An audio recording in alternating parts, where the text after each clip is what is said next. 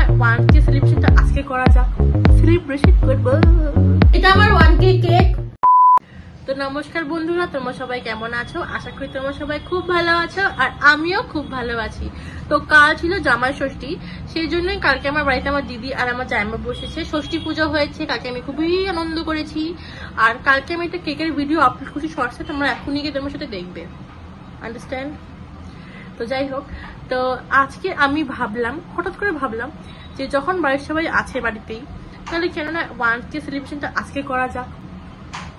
তো আমি ভাবলাম যে আজকে আমি ব্লগ হিসেবে আমার 1K সেলিব্রেশনটা ভিডিও করে, মানে ব্লগ করে আপলোড করবো, তোমাদের সাথে শেয়ার করবো। তো এইটাই আমি আজকে করব।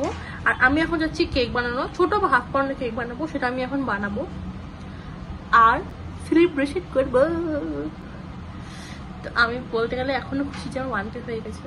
একটা কথা বলে দিই, তোমার যদি ব্যাকগ্রাউন্ডে কোনো হর্ন বা কোনো আওয়াজ পাও, আমি যদি মার্কেটে থাকি, তো যেহেতু এটা মার্কেট, কিছু করার নেই, এটা ব্যস্ত এরিয়া, তো সেটাকে তোমরা ইগনোর করে দাও পুরো হর্নটাকে।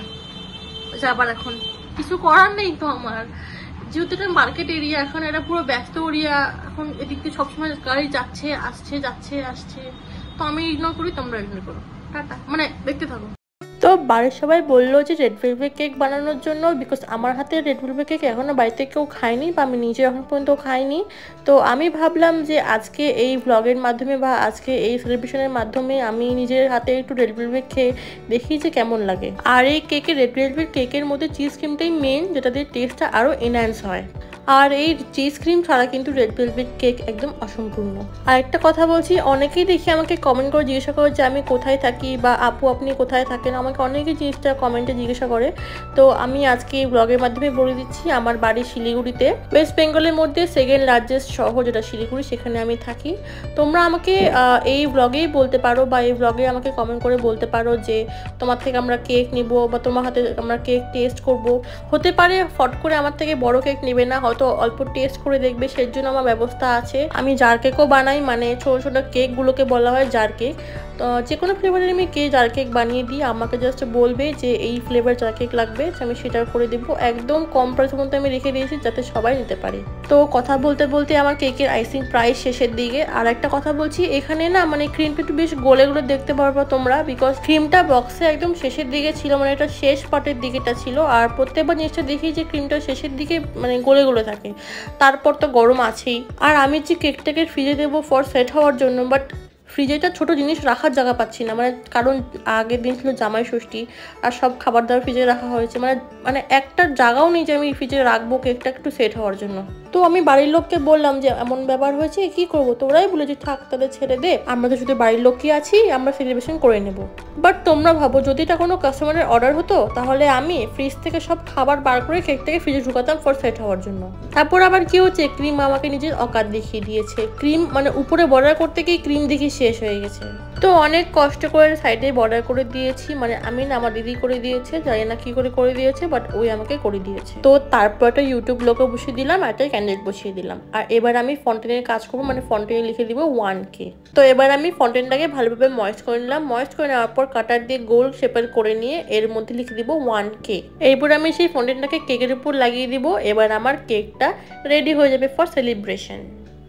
এটা আমার 1K কেক, জানি একটু গলে আছে গরমের জন্য, ফ্রিজে রাখতে পারিনি, এখন নিয়ে চলে আসলাম। আমার নিজের খুব গরম লাগছে। Let's celebrate. Happy 1K to you.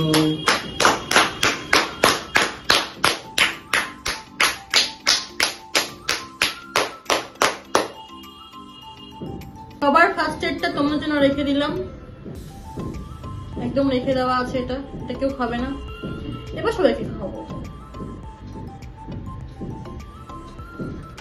না, আগে মাকে, যা মাকে ডাক। মা, ও না, এটা হচ্ছে আমার ফ্যামিলির জন্য, ইউটিউব ফ্যামিলির জন্য। মা, আমার মা পুজো দিচ্ছে, দাঁড়া থাক না, আমার মা পুজো দিচ্ছে আমার। আচ্ছা, এটা 1K, এটা হচ্ছে আমার ফ্যামিলির জন্য রেখে দিছি, ইউটিউব ফ্যামিলি। আর এটা হচ্ছে মাকে আমি খাওয়াবো।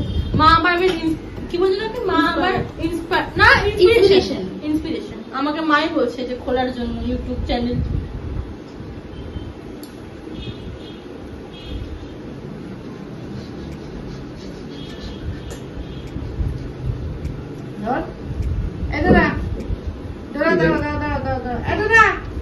কাটছি কিন্তু আমি ওটা নিয়ে নে, দুজনে কাটছি।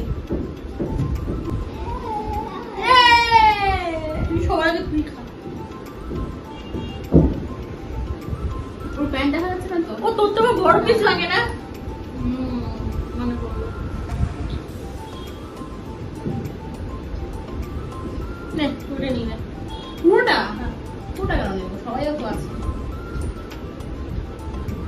আস্তে। কেক পুরো গলে গেছে। এ হে, পুরা কি বলে লাইভ তো না, রিসেন্ট কেক, একদম ফ্রেশ কেক বলে পুরো সফট হয়েছে।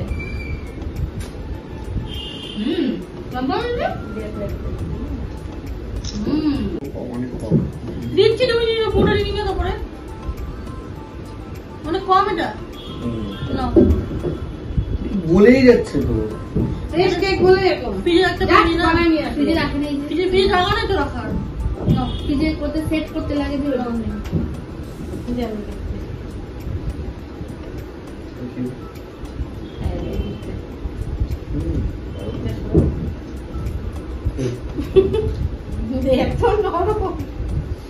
ক্রিমটা একদম ফ্রেশ ক্রিম না।